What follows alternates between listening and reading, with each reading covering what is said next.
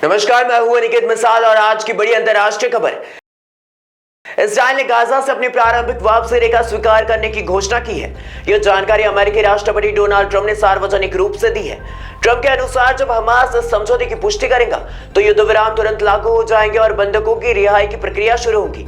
इस प्रस्ताव के तहत प्रस्तावित बदलाव में शामिल है गाजा में इजरायली सैनिकों की चरणबद्ध वापसी, हमास द्वारा बंधकों की रिहाई, युद्ध विराम की शर्तों पर कार्यान्वयन का त्वरित कदम।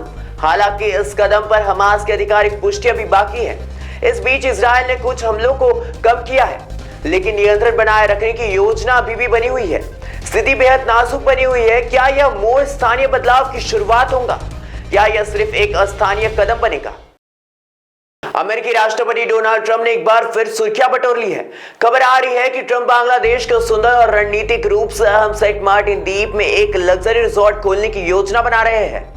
यह द्वीप अपनी प्राकृतिक सुंदरता और कोरल रीफ्स के लिए मशहूर है और सालों से पर्यटकों का पसंदीदा ठिकान भी रहा है। हालांकि इस खबर के सामने आने के बाद राजनीतिक हलकों में हलचल मच गई है। कई लोगों ने इस कदम को अमेरिका के रणनीतिक हितों से जोड़ने की कोशिश की, लेकिन बांग्लादेश सरकार ने इन अटकलों को खारिज कर दिया है और कहा है कि ऐसा कोई सैन्य या राजनीतिक उद्देश्य नहीं है। फिलहाल तस्वीरें पूरी तरह साफ नहीं है, लेकिन अगर ट्रंप का यह निवेश होता है तो यह बांग्लादेश के पर्यटन क्षेत्र के लिए एक बड़ी बात हो सकता है। पाकिस्तान ने अमेरिका से संपर्क किया है और प्रस्ताव रखा है कि अरब सागर के किनारे पासीन बंदरगाह पर निवेश किया जाए, जिससे चीन समर्थन गावर बंदरगाह को संतुलन मिल सके। इस बीच पाकिस्तान के विदेश मंत्री ने स्पष्ट किया है कि डोनाल्ड ट्रंप द्वारा पेश किया गया 20 पाइट गाजा शांति प्रस्ताव पाकिस्तान की आधिकारिक नीति नहीं है। सऊदी अरब ने प्रमुख रणनीतिक बदलाव की दिशा में कदम बढ़ाया है। अमेरिका पर भरोसा घटता देख उसने नए सुरक्षा गठबंधनों की ओर कदम बढ़ाया है। भारत ने अमेरिका टैरिफ नीति और बढ़ते दबाव के बीच रूस और चीन के साथ अपनी नजदीकियों को फिर से मजबूत करने की रणनीति अपनाई है। इस सभी नए घटनाक्रमों से वैश्विक शक्ति संरचना में बदलाव दिखाई दे रहे हैं।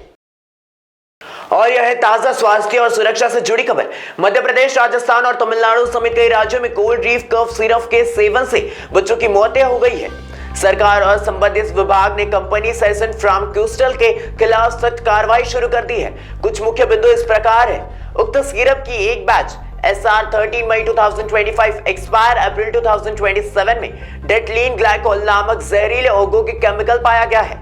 तमिलनाडु सरकार ने इस सिरप की बिक्री और वितरण पूरी तरह से प्रतिबंध लगा दिया है और दोषी कंपनी को कारण बताओ नोटिस भेजा गया है। मध्य प्रदेश सरकार ने सिरप की बिक्री, वितरण और स्टॉक पर तुरंत रोक लगा दी है और संबंधित उत्पादों के सभी बैच की जांच पड़ताल एवं जब्ती का फरमान जारी किया है। अन्य राज्य जैसे केरल, ओडिशा आदि ने भी एहतियाती के सिरप की बिक्री और वितरण पर रोक लगाई है और सैंपल्स लेने के आदेश दिए हैं। सरकार ने स्पष्ट किया है कि दोषी पाए जाने वाले के खिलाफ कानूनी कार्रवाई होंगी और खाद्य एवं औषध विभाग, ड्रग कंट्रोल अथॉरिटी और अन्य एजेंसियों से इस मामले की गहरी जांच कराई जाएगी। हाल ही में भारतीय सेना प्रमुख जनरल उपेंद्र द्विवेदी द्वारा पाकिस्तान को आतंकवाद का केंद्र, एपिसेंटर ऑफ टेररिज्म कहा गया था और कहा गया है कि कश्मीर में सक्रिय आतंकवादियों में से अधिकांश पाकिस्तान मूल के हैं। इसके जवाब में पाकिस्तान के मिलिट्री मीडिया विभाग ISPR ने एक प्रतिक्रिया जारी करते हुए इस बयान को कड़ा विरोध जताया है। उन्होंने इस तथ्यों के विपरीत और अश्कार भ्रष्टाचार कहा है। ISPR ने यह भी कहा है कि भारत की यह आलोचना स्वयं को भोला दिखाने की कोशिश है और इसके जरिए भारत अंतर्राष्ट्रीय ध्यान को कश्मीर में अपनी नीतियों से हटाने की कोशिश कर रहा है। उनका यह भी कहना है कि इस तरह के बयानों से भारत की सेना राजनीतिक प्रेरित आरोपों का हिस्सा बन जाती है और यह कश्मीर में भारतीय सुरक्षा बलों की कार्रवाइयों पर सवाल खड़े करने की कोशिश है। स्थिति अभी तनावपूर्ण बनी हुई है और इस मामले में आगे की प्रतिक्रिया होगी, इस पर पूरी दुनिया की नजरें टिकी हुई है। ऐसी और इंटरेस्टिंग इंफॉर्मेशन के लिए देखते रहिए महाराष्ट्र टीवी 24 नागपुर।